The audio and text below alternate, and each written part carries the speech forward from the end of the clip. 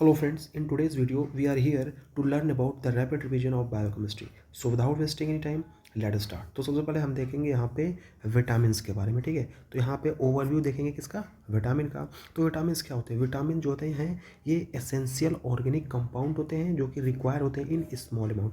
देखिए यहाँ पे ऑर्गेनिक कंपाउंड का मतलब ये होता है कि ऐसे कंपाउंड जो कि कार्बन से बने हुए होते हैं तो उनको हम बोलते हैं ऑर्गेनिक कंपाउंड, ठीक है। और यहाँ पे हम बात करें यहाँ पे विटामिन्स की, तो विटामिन्स जो है वो दो तरीके के होते हैं, मतलब टू टाइप्स के। डेट इज़ एक होता है आपका वाटर सॉल्युबल और एक हो जाएगा आपका फैट सॉल्युबल। तो यहाँ पे बी कॉम्प्लेक्स और विटामिन सी ये क्या होते हैं, वाटर सॉल्युबल होते हैं। और इसके अलावा मतलब ए डी ई के ये जितने भी विटामिन हैं ये सब क्या होंगे, फैट सॉल्युबल होंगे।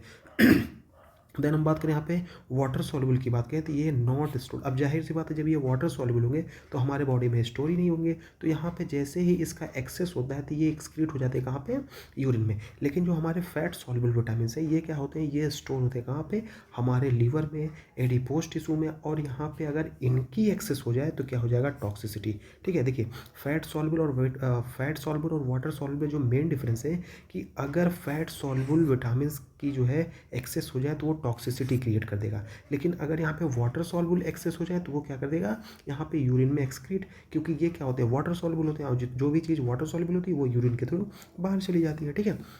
देन हम बात करें सबसे पहले यहाँ पे वाटर सॉल्युबल विटामिन की। तो सबसे पहले जो वाटर सॉल्युबल विटामिन है यहाँ पे विटामिन B1 डेट इज़ यहाँ पे थियामिन। ये क्या होता है आपका, इसके फंक्शन की बात की जाए तो ये वर्क कहता है एज ए कोएंजाइम।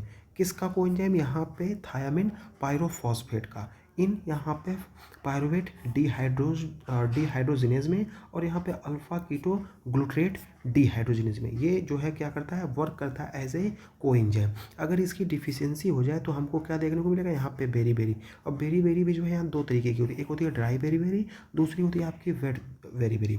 यहाँ पे ड्राई बेरी में जो है इसमें जो कॉम्प्लिकेशन है वो किस चीज़ से एसोसिएट करेंगे, वो आपके जो है यहाँ पे नर्वस सिस्टम, यहाँ पे न्यूरोपैथी हो जाएगी। और वेट जो है आपकी बेरी इसमें जो कॉम्प्लिकेशन है वो किससे एसोसिएटेड होंगे, वो हमारे कार्डियोवैस्कुलर सिस्टम से एसोसिएटेड होंगे, जिसमें आपको कार्डियोमायोपैथी हो जाएगी। वर्निकेस यहाँ पे कॉर्सकॉफ सिंड्रोम की बात करें तो इसमें क्या हो जाएगा कि जब कभी भी यहाँ पे विटामिन B1 की डिफिशियंसी हो जाएगी तो उसकी वजह से सबसे पहले क्या देखने को मिलेगा, सबसे पहले कन्फ्यूजन देखने को मिलेगा। मतलब कोई चीज़ याद नहीं रहेगी, हर चीज़ में बंदा जो है वो कन्फ्यूज रहेगा। यहाँ पे एटेक्सिया हो जाएगा, उसके साथ साथ क्या हो जाएगा, यहाँ पे मेमोरी लॉस हो जाएगा। इन अल्कोहलिक, अगर पेशेंट जो है अल्कोहलिक है तो उस कंडीशन में क्या हो जाएगा, पेशेंट की जो है क्या हो जाएगा, भूलने की बीमारी जो है वो बढ़ जाएगी। देन हम बात करेंगे यहाँ पे विटामिन B2 की, जिसको हम बोलते हैं राइबोफ्लेविन। तो राइबोफ्लेविन जो है इसके फंक्शन की बात करें तो ये भी जो है वर्क करता है क्या, एज ए कोएंजाइम। यहाँ पे FAD और यहाँ पे FMN। यहाँ पे FAD का मतलब होता है आपका यहाँ पे फ्लेविन एडेनिन, यहाँ पे डाई न्यूक्लियोटाइड, और यहाँ पे FAD का मतलब हो जाएगा आपका फ्लेविन मोनोन्यूक्लियोटाइड, ठीक है। तो किसमें, यहाँ पे रेडॉक्स रिएक्शन में जो है क्या, एक तरह का ये वर्क कहते हैं एज ए कोएंजाइम। अगर इसके डिफिशियंसी हो जाए तो हमको यहाँ पे चिलाइटिस देखने को मिलेगा।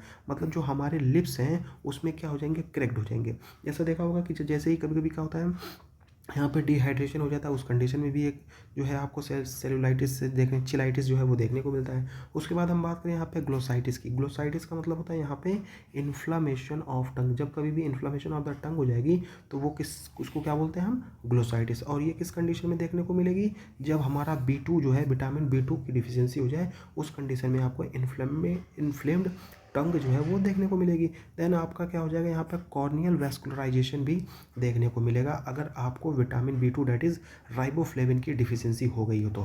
देन हम बात करें यहाँ पे विटामिन B3 जिसको बोलते हैं नियासिन। इसका फंक्शन क्या होता है, ये क्या करता है आपका, यहाँ पे NAD+ और यहाँ पे NADP+ जो है फॉर रेडॉक्स रिएक्शन, मतलब जो है ये हेल्प करता है किसमें, रेडॉक्स रिएक्शन में। देन इसकी डिफिशियंसी की अगर हम बात करें तो इसकी डिफिशियंसी से क्या हो जाएगा, प्लाइग्रा हो जाएगा, ठीक है।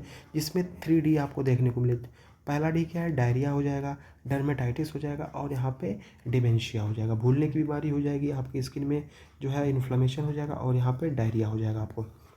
और अगर इसकी एक्सेस हो जाए, मतलब विटामिन B3 नियासिन की अगर हमारे बॉडी में एक्सेस हो जाए तो क्या हो जाएगा, यहाँ पे फ्लशिंग डेट इज़ हिस्टामिन जो है वो रिलीज हो जाएगा। कुछ क्लिनिकल एक्सपेक्ट की हम बात करें तो यहाँ पे सिंथेसाइज्ड फ्रॉम ट्रिप्टोफैन, मतलब विटामिन B3 जो है ये कहाँ से सिंथेसाइज होता है, ये सिंथेसाइज होता है कहाँ से, ट्रिप्टोफैन। और इसके लिए क्या रिक्वायरमेंट होती है, यहाँ पे विटामिन B6 की जो है वो रिक्वायरमेंट होती है। देन बात करें हम नियासिन की, niacin use to treat hyperlipidaemia, मतलब अगर कोई हाइपरलिपिडीमिया का जो पेशेंट है तो उसके ट्रीटमेंट के तौर पर जो है हम नियासिन यूज़ करते हैं। अब देखिए यहाँ पे नियासिन क्या करता है, तो ये हमारा जो यहाँ पे वेरी लो डेंसिटी लिपिड होता है ना, इसको क्या करता है, कम कर देता है। और जो यहाँ पे हाई डेंसिटी लिपिड होता है उसको इंक्रीज करता है। जो हाई डेंसिटी लिपिड होता है ये हमारे बॉडी के लिए बहुत ही यूज़फुल सब्सटेंस है। और यहाँ पे VLDL जब बढ़ेगा तो फिर या तो एडवर्स इफेक्ट आएंगे और यहाँ पे बॉडी जो है वो कंपनसेट नहीं कर पाएगी, तो वेरियस टाइप्स ऑफ कॉम्प्लिकेशन आपको देखने को मिलेंगे। ठीक है, तो नियासिन जो है इसको जो है ट्रीटमेंट में हेल्प करता है, किसके, यहाँ पे हाइपर लिपिडीमिया के। उसके बाद हम बात करें यहाँ पे विटामिन B5 जिसको बोलते हैं पेंटोथेनिक एसिड, इसके फंक्शन की अगर हम बात करें तो ये वर्क करता है एज ए कोएंजाइम। ठीक है, और ये कहाँ पे हेल्प होता है, यहाँ पे फैटी एसिड के मेटाबॉलिज्म में जो है ये हेल्प होता है। देन आफ्टर हम बात करें इसकी डिफिशियंसी, इसकी डिफिशियंसी तो बहुत रेयर केस में होती है, लेकिन अगर खुदा ना खास्ता अगर जो है हो जाए तो हमको क्या देखने को मिलेगा, बर्निंग फीट सिंड्रोम जो है आपको देखने को मिलेगा। उसके बाद हम बात करें यहाँ पे विटामिन B6 जिसको बोलते हैं पायरिडॉक्सिन, इसमें जो है यहाँ पे कोएंजाइम फॉर यहाँ पे ट्रांस एमिनेशन के लिए जो है ये क्या है आपका कोएंजाइम। उसके बाद हम बात करें यहाँ पे ALT और AST, यहाँ पे ALT जो है इसका मतलब होता है यहाँ पे एलेनिन अमीनो ट्रांसफरेज जिसको हम SGPT भी बोलते हैं। ये फिर क्या होता है, SGPT क्या है, ये है आपका सीरम ग्लूटामिक पायरुविक ट्रांस एमिनेज। और यहाँ पे AST का मतलब होता है एस्पार्टेट अमीनो ट्रांसफरेज, इसका दूसरा नाम क्या होता है, SGOT। इसका दूसरा क्या नाम हो जाएगा आपका, इसका दूसरा नाम है यहाँ पे SGOT।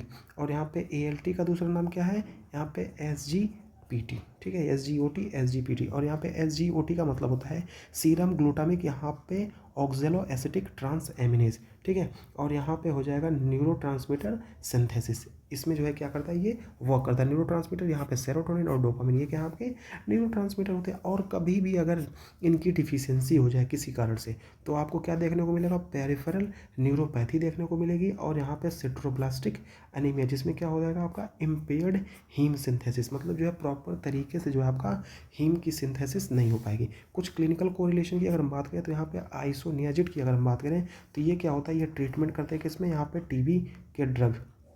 आइसोनियाजिड क्या है, यहाँ टीबी का ड्रग है जो कि यहाँ पे कॉज करता क्या है, यहाँ पे B6 की डिफिशियंसी, गिव सप्लीमेंट।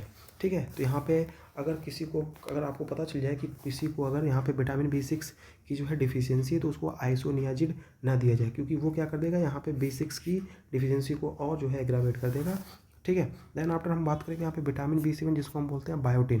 फंक्शन की अगर हम बात करें तो ये कार्बोक्सिलेशन में हेल्प करता है, कार्बोक्सिलेशन रिएक्शन में। उसके वजह से क्या होता है, जो यहाँ पे पाइरुवेट होता है वो कन्वर्ट होता है किसमें, यहाँ पे ऑक्जेलो एसीटेट में।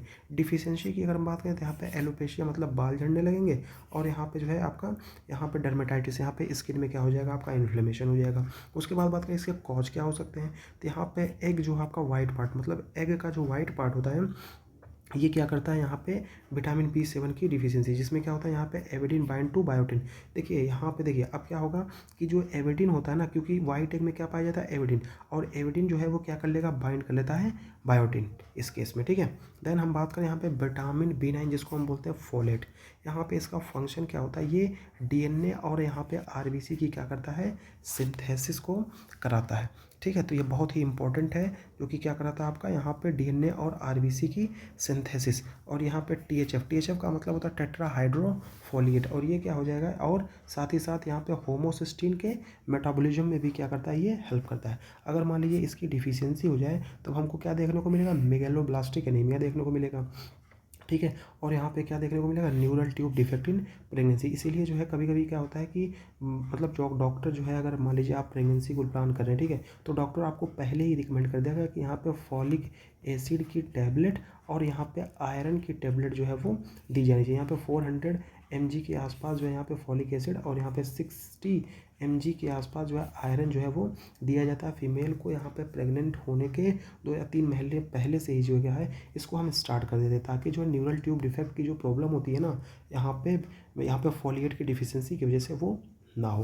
देन आफ्टर हम बात करें कुछ क्लिनिकल एक्सपेक्ट की, देन यहाँ पे हाई डिमांड इन प्रेगनेंसी, मतलब प्रेगनेंसी के केस में क्या होता है, यहाँ पे फॉलिक एसिड की जो है क्या होती है, हाईएस्ट डिमांड होती है। इसको जो है आपको जो है ज़रूरी देना है, क्योंकि अगर ये नहीं देंगे तो यहाँ पे न्यूरल ट्यूब डिफेक्ट हो जाएगा। ठीक है, और ड्रग्स कॉजिंग दिस डिफिशियंसी, तो बहुत सारे ऐसे ड्रग होते हैं ना जो कि क्या करते हैं, यहाँ पे यहाँ पे डिफिशियंसीज को क्रिएट करते हैं, जैसे आपका मीथोट्रेक्सेट होगा और सल्फोनामाइड। इसलिए जो है ये दोनों ड्रग जो है वो क्या होते हैं, कॉन्ट्रा इंडिकेटेड होते हैं कहाँ पे, प्रेगनेंसी के केस में, ठीक है। क्योंकि ये क्या कर सकते हैं, यहाँ पे टेराटोजेनिक इफेक्ट कर सकते हैं और यहाँ पे न्यूरल ट्यूब डिफेक्ट को भी कॉज कर सकते हैं। इसलिए जो है ये क्या होते हैं, प्रेगनेंसी में कॉन्ट्रा इंडिकेटेड होते हैं यूजली जो है फर्स्ट ट्राइमेस्टर, क्योंकि फर्स्ट ट्राइमेस्टर में जो बेबी होता है ना उसके मेजर ऑर्गन का डेवलपमेंट होता है, यहाँ पे ऑर्गेनोजेनेसिस होता है।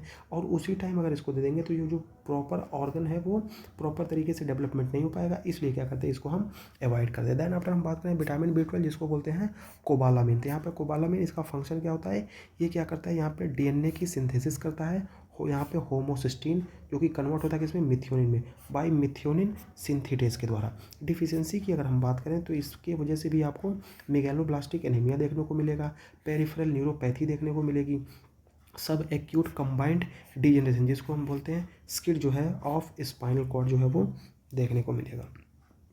देखिए अगर हम बात करें यहाँ पे विटामिन B12 की, तो यहाँ पे विटामिन B12 के लिए जो है रिक्वायर होता है क्या, यहाँ पे इंट्रिंसिक फैक्टर, यहाँ पे फ्रॉम द स्टमक। देखिए स्टमक में क्या होता है, यहाँ पे इंट्रिंसिक फैक्टर जो कि बहुत ही इंपॉर्टेंट और क्रूशियल रोल जो है प्ले करता है किसके, विटामिन B12 डेट इज यहाँ पे साइनोकोबालामिन के एब्जॉर्प्शन में। अगर मान लीजिए किसी वजह से यहाँ पे इंट्रिंसिक फैक्टर की डिफिशियंसी हो जाए तो क्या हो जाएगा, यहाँ पे विटामिन B12 हमारे बॉडी में जो है वो एब्जॉर्ब नहीं होगा, ठीक है। देन क्लिनिकल एक्सपेक्ट की बात की जाए तो यहाँ पे परनीसियस एनीमिया, परनीसियस एनीमिया क्यों होता है, क्योंकि लैक ऑफ यहाँ पे इंट्रिंसिक फैक्टर, जो हमारा इंट्रिंसिक फैक्टर नहीं होता, अब इंट्रिंसिक फैक्टर नहीं होगा तो यहाँ पे विटामिन B12 का क्या हो जाएगा, माल एब्जॉर्प्शन हो जाएगा, नॉर्मली वो एब्जॉर्ब हो ही नहीं पाएगा और उसकी वजह से आपको परनीसियस एनीमिया जो है वो देखने को मिलेगा।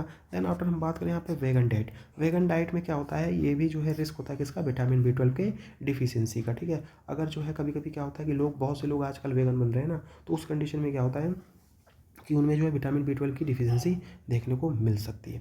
उसके बाद अच्छा ये तो रिपीट हो गया है। देन आफ्टर हम बात करें विटामिन सी, जिसको विटामिन सी को हम क्या बोलते हैं, यहाँ पे एस्कॉर्बिक एसिड।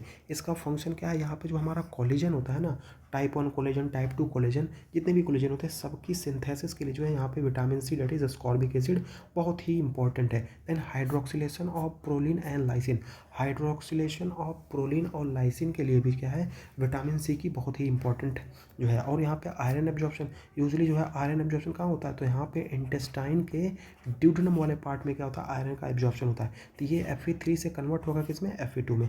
और ये क्या होता है, विटामिन से जो है एक तरह का एंटीऑक्सीडेंट होता है, ठीक है। यहाँ पे इस अगर मान लीजिए किसी को विटामिन सी की डिफिशियंसी हो गई है तो उसको क्या हो जाएगा, यहाँ पे स्कर्वी, स्कर्वी का मतलब होता है यहाँ पे ब्लीडिंग गम्स, उनके जो मसूड़े रहेंगे वो क्या होते हैं, बहुत कमज़ोर हो जाएंगे और उनमें से यूजली जो है वो ब्लीडिंग होने लगती है।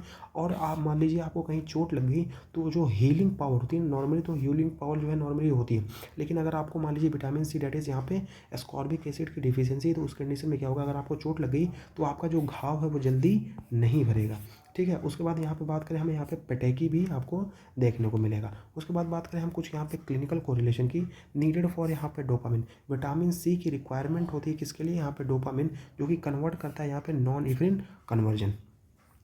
उसके बाद हम बात करें यहाँ पे fat soluble vitamin, that is यहाँ पे विटामिन ए, जिसको क्या बोलते हैं हम यहाँ पर रेटिनॉल। देखिए विटामिन ए जो है बहुत ही इंपॉर्टेंट रोल प्ले करता है किसमें, हमारे विजन में, यहाँ पे रेटिनॉल। और यहाँ पे ग्रोथ में और यहाँ पे इपिथेलियल का जो डिफ्रेंशिएशन होता है उसके लिए विटामिन जो ए जो है बहुत ही क्रूशियल रोल प्ले करता है। और यहाँ पे अगर हम फ्रूट्स की बात करें तो यहाँ पे जो हमारा कैरेट होता है ना, वो क्या होता है, यहाँ पे विटामिन ए में रिच्ड होता है। तो अगर आपको विटामिन ए की डिफिशियंसी है तो आप अपने डाइट में यहाँ पे कैरेट लें। देन आफ्टर हम बात करें, अगर इसकी डिफिशियंसी हो जाएगी तो आप जो है नाइट ब्लाइंडनेस जो है रात में आपको दिखेगा ही नहीं। देन आफ्टर यहाँ पे जॉब्थेल्मिया हो जाएगा, मतलब ड्राई आइज, आपकी आंखें जो है सूखी सूखी रहेंगी, लक्राइमेशन जो है वो नहीं होगा। देन आफ्टर एक्सेस हो जाए तो यहाँ पे टेरेटोजेनिक इफेक्ट होता है किसमें, हमारे प्रेगनेंसी में। तो इसलिए जो है कभी कभी क्या होता है, विटामिन ए की टेबलेट जो है वो यहाँ पे जो है कॉन्ट्रा इंडिकेटेड होती है, कहाँ पे, यहाँ पे प्रेगनेंसी में, because it is causes the यहाँ पे teratogenicity in the pregnancy, that's why it is avoided in pregnancy. Use की बात की जाए तो इसको यूज़ किया था यहाँ पे एक्ने के ट्रीटमेंट में, एक्ने के ट्रीटमेंट यहाँ पे आइसोट्रेटनोइन जो है वो यूज़ किया जाता है और यहाँ पे जो है मीजल्स की थेरेपी में भी। देन हम बात करें यहाँ पे विटामिन डी, जिसको बोलते हैं कोलियोकैल्सीफेरॉल, इसका फंक्शन की अगर हम बात करें तो ये क्या करता है, कैल्शियम और फॉस्फेट का होम्योस्टेसिस। इसकी वजह से क्या होता है, यहाँ पे जो बोन की हेल्थ है वो क्या होती है, मेंटेन। जैसे कि हमको पता है कि यहाँ पे जो जो आपकी बोन बनी होती है वो कैल्शियम और फॉस्फेट की बनी होती है, और विटामिन डी आपको प्रॉपर अमाउंट में मिलेगा तो आपके बोन की हेल्थ जो है क्या वो मेंटेन रहेगी। उसके बाद हम बात करें अगर इसकी डिफिशियंसी हो जाए तो यहाँ पे बच्चों में क्या हो जाएगी, रैकेट्स, यहाँ पे बोलेग, मतलब जो है यहाँ पे जो विंड स्विफ्ट डिफॉर्मिटी आपको कभी कभी देखने को मिलेगी, या फिर ऐसे जो है यहाँ पे ऐसे इस वाली कंडीशन आपको देखने को मिलेगी।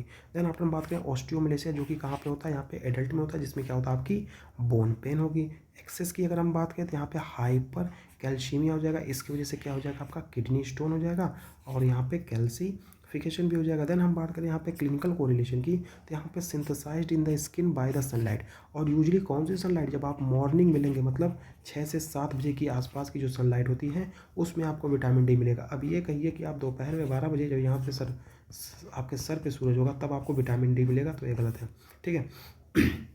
तो क्या करेंगे आप मॉर्निंग में 6 से 7 के आसपास सनलाइट लेंगे, जो कि बहुत ही बेनिफिशियल होता है, जो कि क्या करेगा आपका यहाँ पे बोन के हेल्थ को मेंटेन करेगा। फिर आपको ना किडनी स्टोन होगा, ना फिर आपका बच्चों में जो है रैकेट्स होगा, ना ऑस्टियोमलेशिया होगा। तो इसलिए जो हाँ, मॉर्निंग के टाइम आप थोड़ा सा सन बाथ लिया करें। देन बात करते हैं हम यहाँ पे विटामिन ई की। विटामिन ई को क्या बोलते हैं हम यहाँ पे टोकोफेरॉल। इसका फंक्शन की बात करें तो ये भी क्या है, एक तरह का एंटीऑक्सीडेंट है, जो कि प्रोटेक्ट करता है किसको, यहाँ पे हमारे आरबीसी को और क्या मेम्ब्रेन को। डिफिशियंसी की बात करें तो यहाँ पे आपको हीमोलिटिक एनीमिया और यहाँ पे न्यूरोपैथी देखने को मिलेगी। एक्सेस की बात करें तो यहाँ पे रिस्क ऑफ ब्लीडिंग, यहाँ पे इनहिबिट विटामिन के फंक्शन। इसका अगर एक्सेस हो जाए तो ये क्या करेगा, इनहिबिट कर देगा विटामिन के को, तो उसकी वजह से जो है ब्लीडिंग का रिस्क जो है बढ़ जाएगा। अगर मान लीजिए कहीं चोट लग गई तो वो कॉन्टीन्यूस ब्लीडिंग होती रहेगी, क्योंकि जो आपका क्लॉटिंग फैक्टर है, जो कि जो विटामिन आपको क्लॉटिंग में हेल्प करता है, वही एंजाइम जो है वो डिफिशियंट हो गया, तो क्या बात है जो है आपका यहाँ पे ब्लीडिंग कॉन्टीन्यूस होती रही और मे बी पेशेंट की डेथ भी हो सकती है। देन आफ्टर हम बात करेंगे यहाँ पे विटामिन के, जिसको बोलते हैं कोगुलेशन। यहाँ पे इसका फंक्शन क्या होता है, इसका फंक्शन होता है यहाँ पे क्लॉटिंग, यहाँ पे फैक्टर एक्टिवेशन, मतलब जो क्लॉटिंग फैक्टर है यहाँ पे फैक्टर नंबर 2, 7, 9 एंड 10, इनको क्या करता है, ये एक्टिवेट करता है। अगर इसकी डिफिशियंसी हो जाए तो डिफिशियंसी के कंडीशन में क्या होगा आपका, यहाँ पे ब्लीडिंग हो, कॉन्टिन्यूस ब्लीडिंग होगी, और यहाँ पे पीटी और एपीटीटी जो टाइम, मतलब यहाँ पे प्रोथ्रोम्बिन टाइम और यहाँ पे जो है एक्टिवेटेड पार्शियल थ्रोम्बोप्लास्टिन टाइम जो है, दोनों क्या हो जाएंगे आपके इंक्रीज हो जाएंगे। देन आफ्टर बात करें यहाँ पे न्यू बॉर्न लैक विटामिन के। अगर मान लीजिए कोई न्यू बॉर्न पैदा हुआ और उसमें क्या होता है विटामिन के की जो है क्या है यहाँ पे डिफिशियंसी है, तो उस केस में क्या हम इंजेक्शन दे दें टू प्रिवेंट हेमरेज, क्योंकि यहाँ पे छोटे बच्चे में मान लीजिए अगर थोड़ा भी ब्लीडिंग हो जाएगी तो वो कॉन्टीन्यूस ब्लीडिंग होती रहेगी, उसको कोई रोक नहीं पाएगा, क्योंकि जो हमारा क्लॉटिंग फैक्टर को जो एक्टिवेट करता है विटामिन के, वही डिफिशियंट है, ठीक है। तो इसकी वजह से क्या हो जाएगा, कॉन्टीन्यूस ब्लीडिंग हुआ और मे भी पेशेंट या फिर चाइल्ड की जो है वो डेथ हो सकती है। उसके बाद बात करें हम यहाँ पे समरी की, ठीक है। तो यहाँ पे देखिए विटामिन, उसके फंक्शन, डिफिशियंसी और एक्सेस में क्या क्या जो है आपको यहाँ पे शॉर्टकट में मिल जाएगा, एक टेबल में आपको सारी इन्फॉर्मेशन। तो यहाँ पे विटामिन 1 B1, जिसको हम बोलते हैं थियामिन, ये इसका फंक्शन क्या है, यहाँ पे एनर्जी मेटाबॉलिज्म, और अगर इसकी डिफिशियंसी हो जाए तो क्या हो जाएगा, वेरीबेरीज और वर्निकेस, यहाँ पे कॉर्सकॉफ, यहाँ पे डिफिशियंसी हो जाएगी। और यहाँ पे इसके एक्सेस की बात करें तो ये बहुत ही रेयर कॉज होता है, बहुत ही कम केस में आपको देखने को मिलेगा। राइबोफ्लेविन की बात करें तो ये क्या करता है आपका रिडॉक्स रिएक्शन में एफएडी और एफएन में करता है, और इसकी वजह से अगर इसकी डिफिशियंसी हो गई तो यहाँ पे चिलाइटिस, कॉर्नियल, यहाँ पे वेस्कुलराइजेशन, और इसकी जो एक्सेस जो है बहुत रेयर केस में आपको देखने को मिलेगा।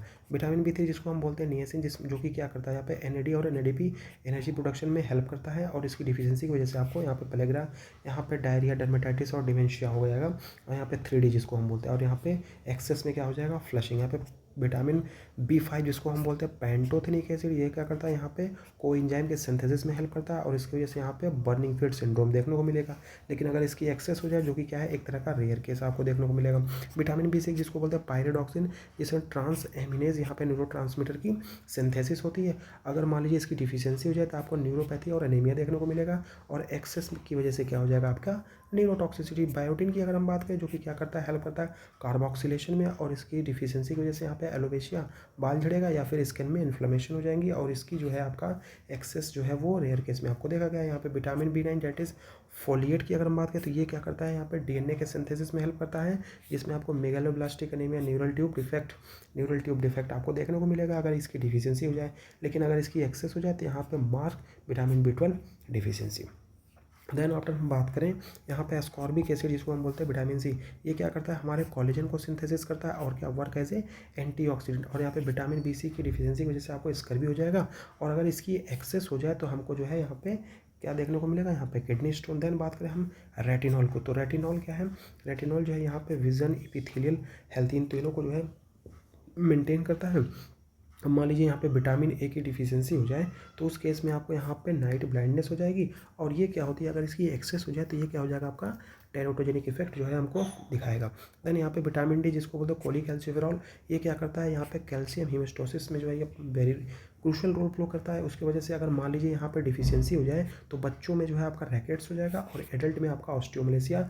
और अगर इसकी एक्सेस हो जाए जिसको हम क्या बोलते हैं, हाइपर कैल्शियमिया। और यहाँ पे टोकोफेरॉल की अगर हम बात करें जो कि क्या है, एक तरह का एंटीऑक्सीडेंट है, और इसकी डिफिशियंसी में से जो है यहाँ पे ह्यूमिलिसिस, यहाँ पे आरबीसी का ब्रेकडाउन हो जाएगा, न्यूरोपैथी हो जाएगी। लेकिन अगर मान लीजिए इसकी एक्सेस हो गई तो यहाँ पे ब्लीडिंग रिस्क जो है वो बढ़ जाएगा। देन बात करें हम यहाँ पे जो है साइनोकोबालामीन की, तो यहाँ पे साइनोकोबालामीन या फिर यहाँ पे कोगुलेशन की बात की जाए तो ये क्या करता है, आपका क्लॉटिंग फैक्टर को एक्टिवेशन करता है। और अगर मान लीजिए इसकी डिफिशियंसी हो जाएगी तो यहाँ पे ब्लीडिंग, क्योंकि ये क्या करता है, हमारे जो यहाँ पे फैक्टर 2, फैक्टर 7, 9 और 10 को क्या करता है, ये एक्टिवेट करता है। अब मान लीजिए जो है विटामिन के ही नहीं रहेगा तो यहाँ पे ये फैक्टर एक्टिवेट नहीं होंगे, और ये फैक्टर एक्टिवेट नहीं होंगे तो आपका क्या हो जाएगा, यहाँ पे ब्लीडिंग स्टॉप नहीं होगा, कॉन्टिन्यूस ब्लीडिंग होती रहेगी।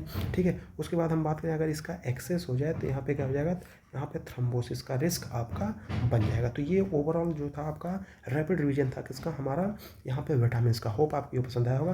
देन आफ्टर हम बढ़ते हैं आगे, उसके बाद हम देखेंगे यहाँ पे कार्बोहाइड्रेट के मेटाबॉलिज्म को। देन हम इसमें देखेंगे यहाँ पे कार्बोहाइड्रेट के मेटाबॉलिज्म को। तो सबसे पहले हम देखते हैं यहाँ पे कार्बोहाइड्रेट।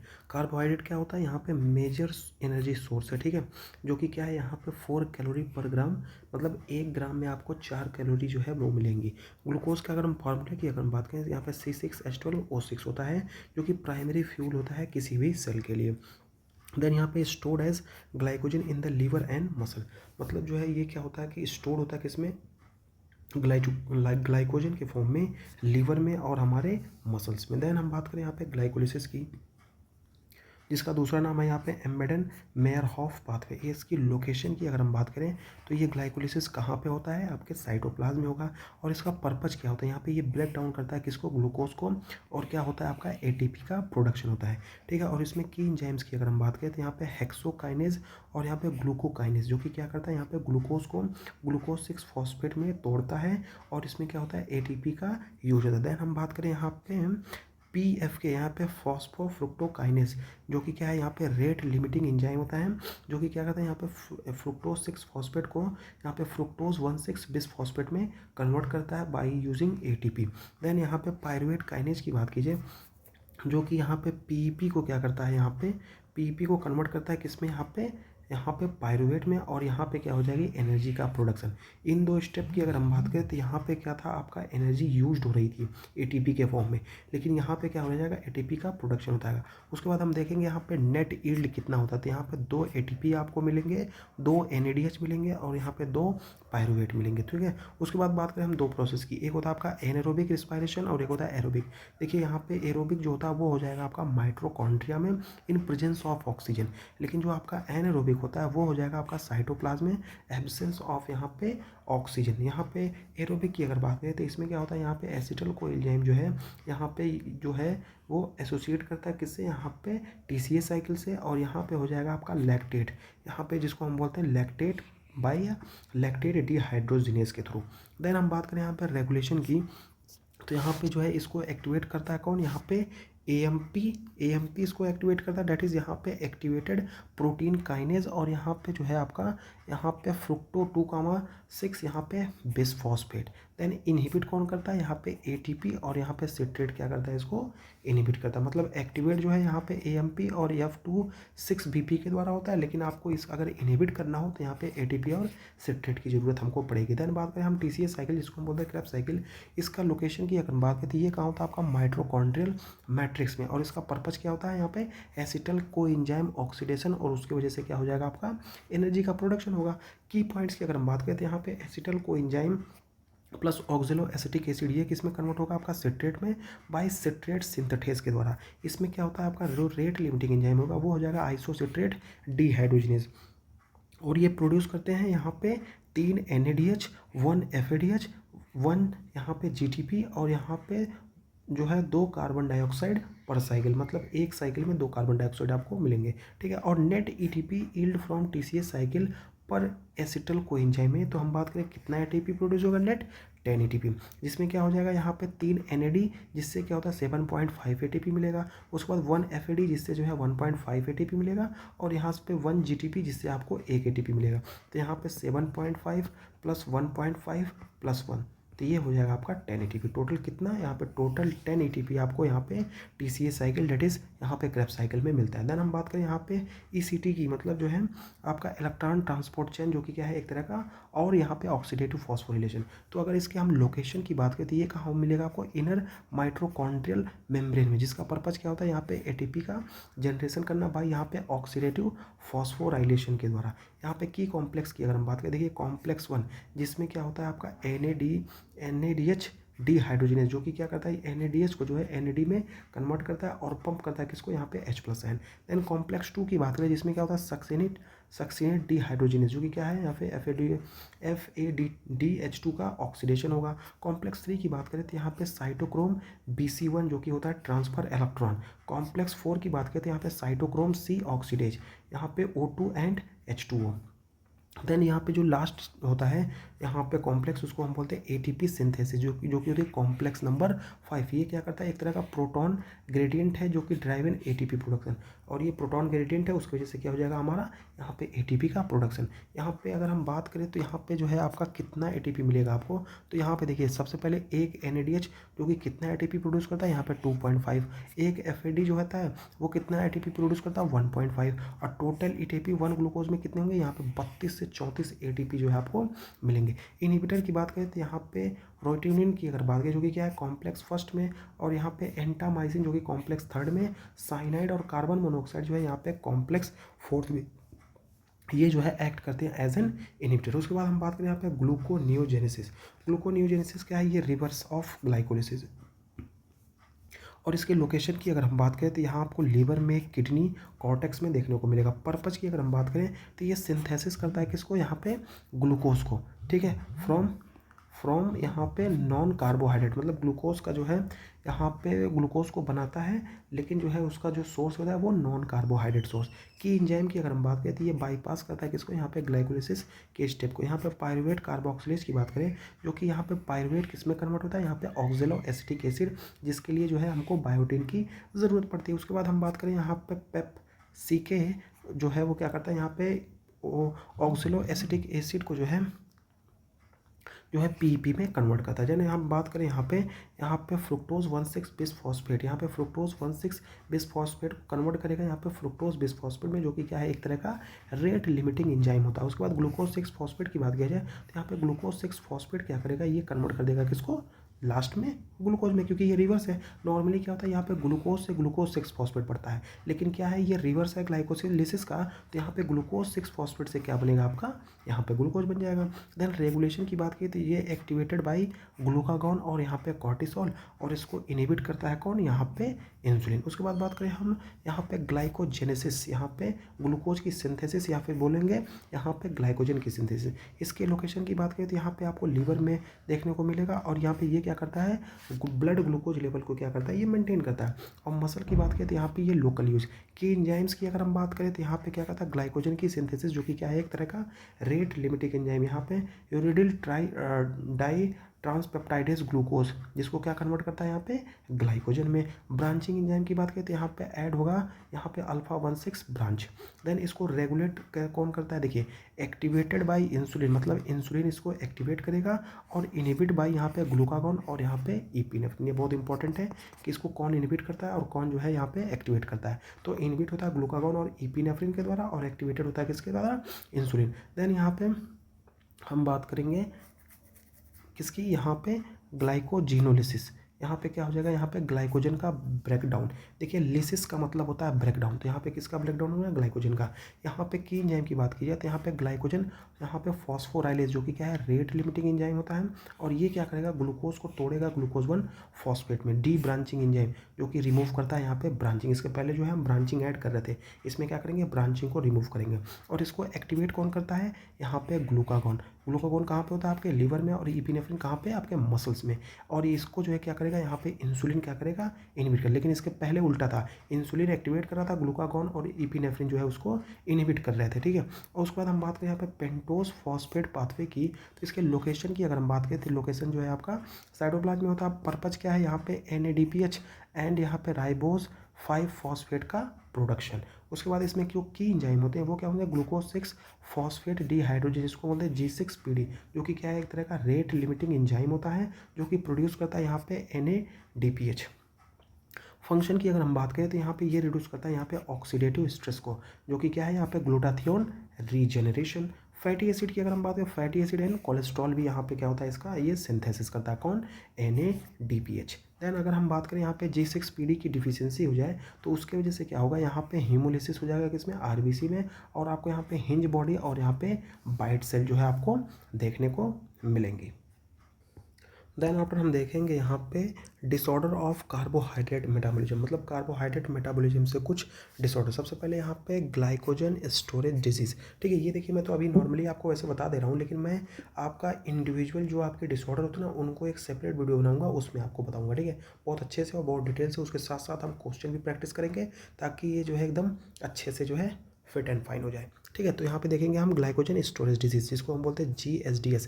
यहाँ पे सबसे पहली जो है वॉन गिर की डिजीज़, इसमें जो है ये क्या टाइप 1 है, और इसमें क्या होता है यहाँ पे G6PS की जो है वो डिफिशियंसी हो जाती है। उसकी वजह से क्या हो जाएगा यहाँ पे सीवियर फास्टिंग, यहाँ पे हाइपोग्लाइसीमिया आपको देखने को मिलेगा। उसके बाद हम बात करें यहाँ पे पॉम्पिस डिजीज़ की, जो कि टाइप 2 कार्बोहाइड्रेट मेटाबॉलिज्म डिजीज़ है। इसमें क्या होता है यहाँ पे अल्फ़ा 1,4 यहाँ पे ग्लूकोसाइडोज की डिफिशियंसी हो जाएगी।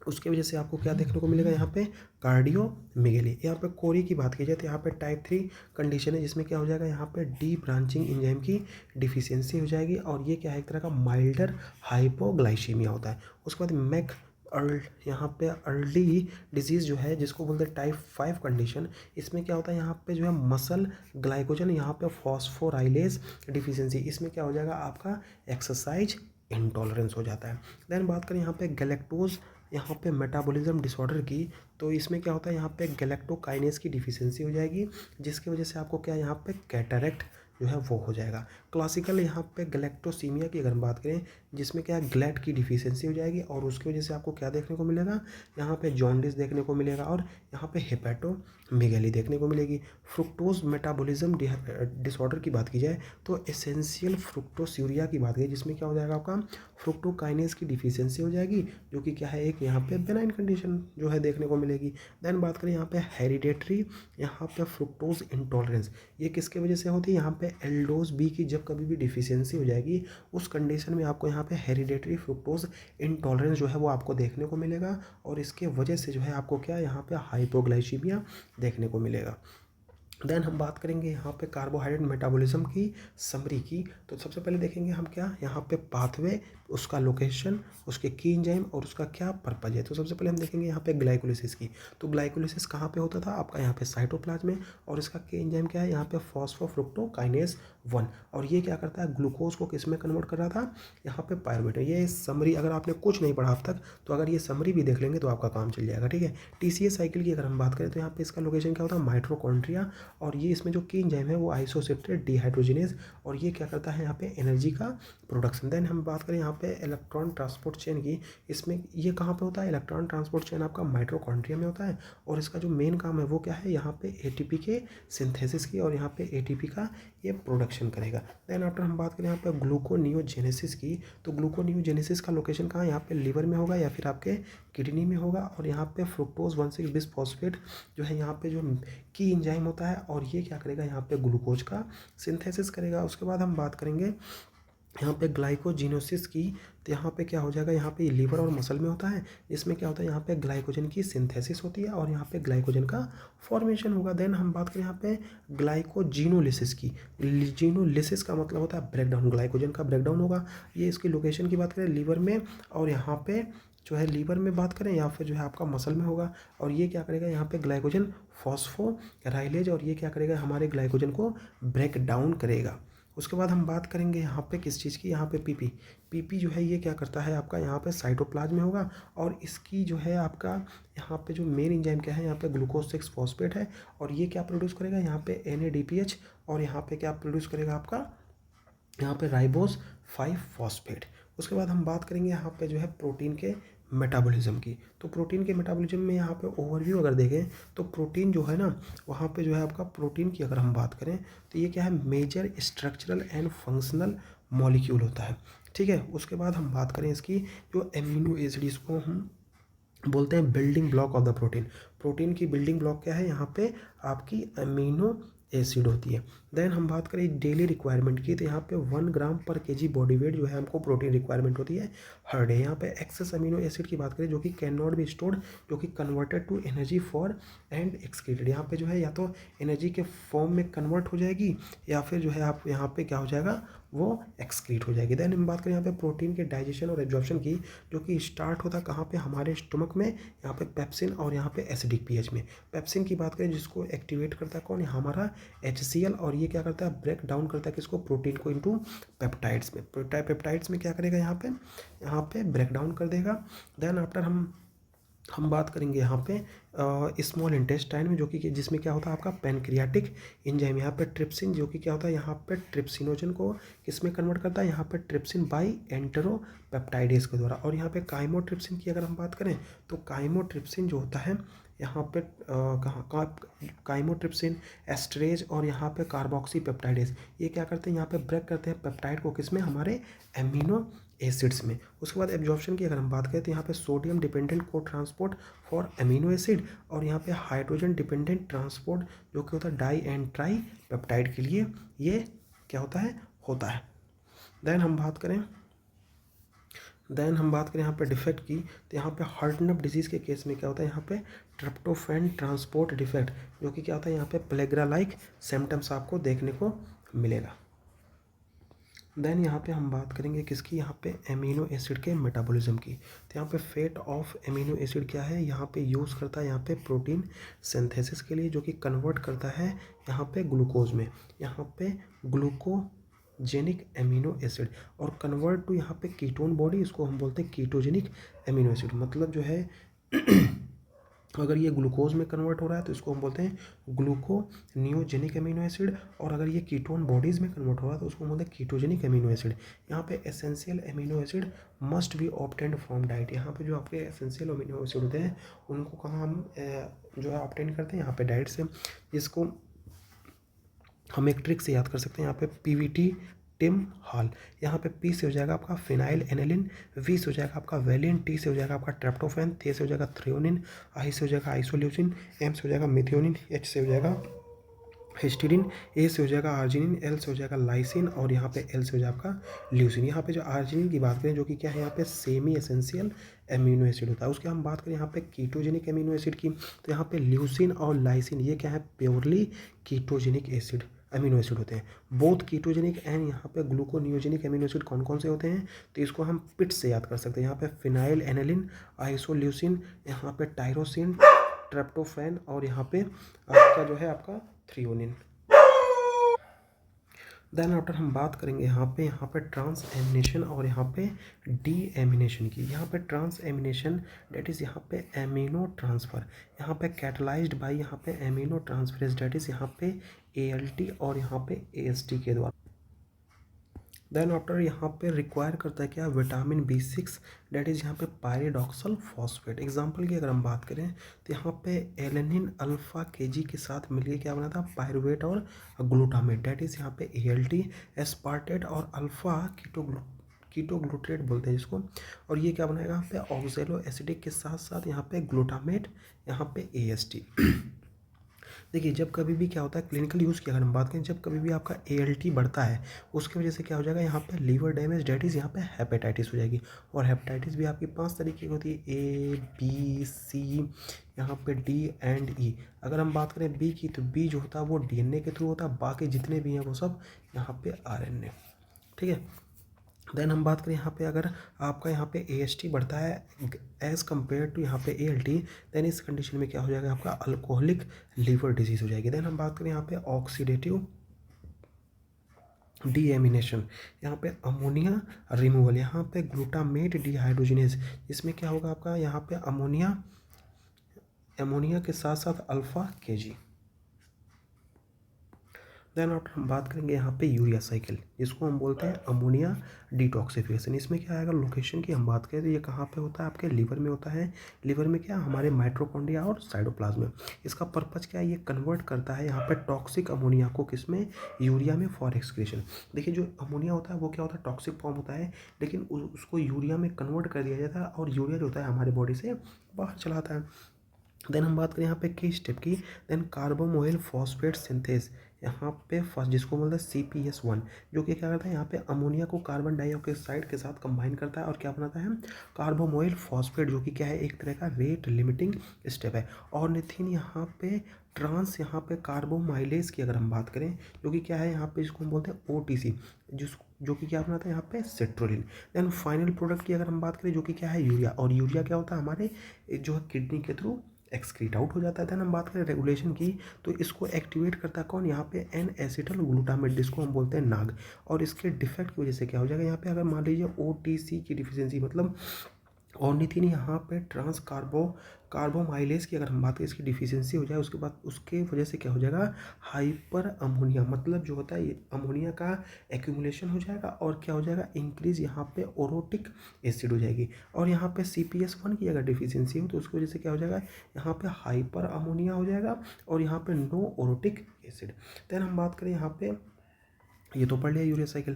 देन हम बात करें यहाँ पे स्पेशलाइज्ड अमीनो एसिड और उसके मेटाबॉलिज्म की, तो सबसे पहले यहाँ पे फिनाइल एनिलिन, जो कि किस में कन्वर्ट होता है, टायरोसिन, और टायरोसिन किस में कन्वर्ट होता है, यहाँ पे कैटाकोलामीन में, और यहाँ पे मिलन में, जो कि क्या होते हैं, स्किन पिगमेंट होते हैं।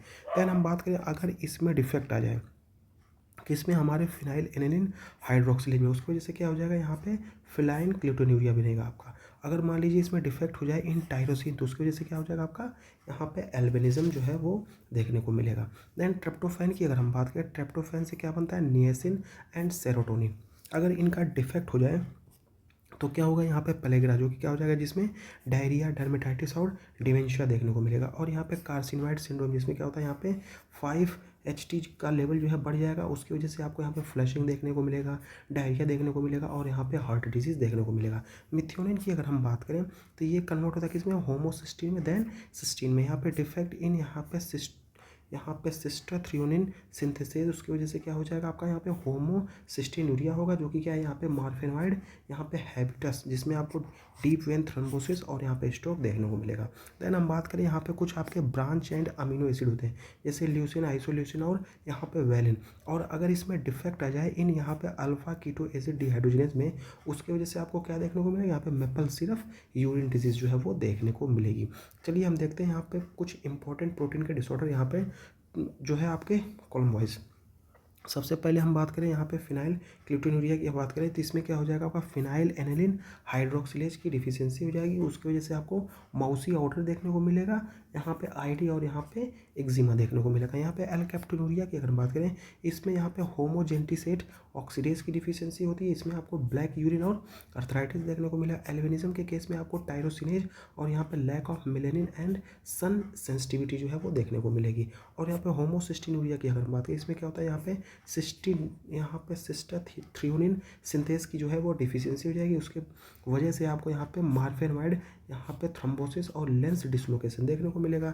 MSUD के केस में क्या हो जाएगा, यहाँ पे ब्रांच चेन, यहाँ पे केसिड, यहाँ पे कीटो एसिड डिहाइड्रोजिनेज की डिफिशियंसी हो जाएगी, उसकी वजह से आपको स्वेट यूरिन इन CNS इशू जो है देखने को मिलेगा। हार्ट नर्व डिजीज़ की अगर हम बात करें, जिसमें क्या होता है, न्यूट्रल अमीनो एसिड का ट्रांसपोर्ट की डिफिशियंसी हो जाएगी, उसकी वजह से आपको यहाँ पे प्लेग्रा लाइक नेसिन डिफिशियंसी देखने को मिलेगी। समरी टेबल की अगर हम बात करें, तो यहाँ पे प्रोटीन के डाइजेशन की अगर हम बात करें, तो यहाँ पे की एंजाइम क्या होते हैं, पेप्सिन, ट्रिप्सिन और काइमोट्रिप्सिन, ये जो एंजाइम है, जो कि क्या है, की एंजाइम है प्रोटीन में डाइजेशन के लिए। ये क्या करते हैं, यहाँ पे आपका जो है प्रोटीन इनटू यहाँ पे अमीनो एसिड, मतलब प्रोटीन को अमीनो एसिड में ब्रेक करते हैं। और क्लिनिकल सिग्निफिकेंस की बात करें, यहाँ पे पैनक्रियाटिक इंसफिशिएंसी, यहाँ पे ट्रांस यहाँ पे एमिनेशन की बात करें जिसमें आपका ALT, ST और विटामिन B6 ये क्या करता है यहाँ पे अमीनो एसिड को यहाँ पे अल्फा कीटो एसिड में चेंज करता है और लीवर फंक्शन टेस्ट जो है इसमें देखा जाता है।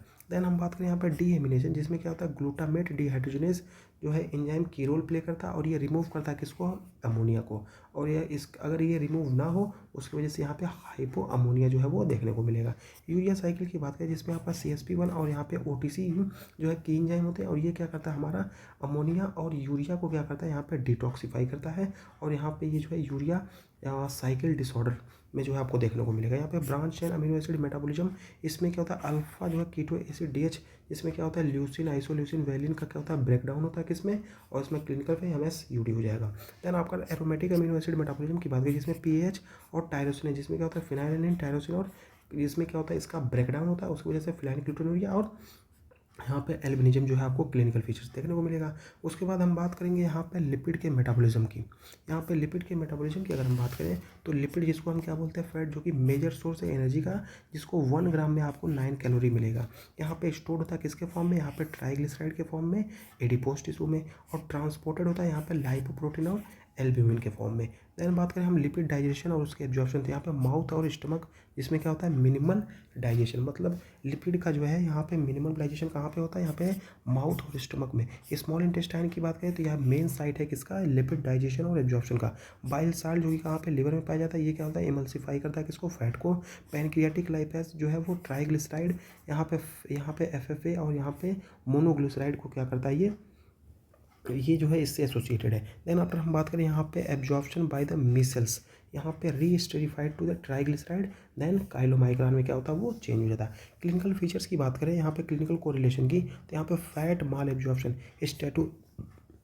स्टैटोरिया के केस में क्या होता है यहाँ पे फैट का माल एब्जॉर्प्शन होता है कब, जब हमारा पैनक्रियाटिक इंसर्जी मतलब हमारा पैनक्रियाज जो है सही तरीके से काम नहीं कर रहा है या फिर जो हमारा बाइल एसिड है उसकी डिफिशियंसी हो जाए। उसके बाद हम बात करें यहाँ पे लिपिड ट्रांसपोर्ट की, तो यहाँ पे काइलोमाइक्रोन जो कि जो है ट्रांसपोर्ट करता है यहाँ पे डाइट्री ट्राइग्लिसराइड को टिश्यू में, और ये इसके के कंपोनेंट क्या है यहाँ पे ApoB48 और ApoC जो है 2।